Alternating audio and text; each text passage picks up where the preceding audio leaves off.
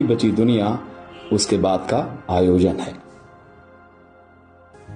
जंग अब हवा के लिए हो रही है, वो हवा जो पहले खूब थी अब उसकी कालाबाजारी है। दवाएं हैं नहीं, वैक्सीन कम है, मिल भी रही है तो कालाबाजारी है। कफन कम पड़ गए हैं, कफन चोरी हो रहे हैं। शमशान युद्ध भूमि की तरह मरुस्थल बन गया है। संवेदनाएं बिलख रही हैं। सिस्टम का माई बाप कौन है ये पता नहीं।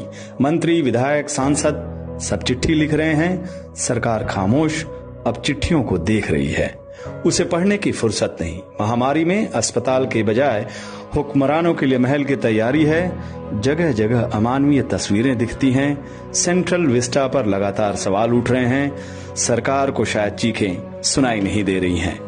घरों के खिड़की दरवाजे बंद से हैं। एम्बुलेंस, रिक्शा, साइकिल, तिपहिया वाहनों पर शव जा रहे हैं। संक्रमित होते अपने पराये हो रहे हैं। शमशान का विस्तार हो रहा है तो विस्टा का भी महाविस्तार। लाचार, बेचारा, असहाय, दुखी ये शब्द अब चेहरों पर आ गए हैं।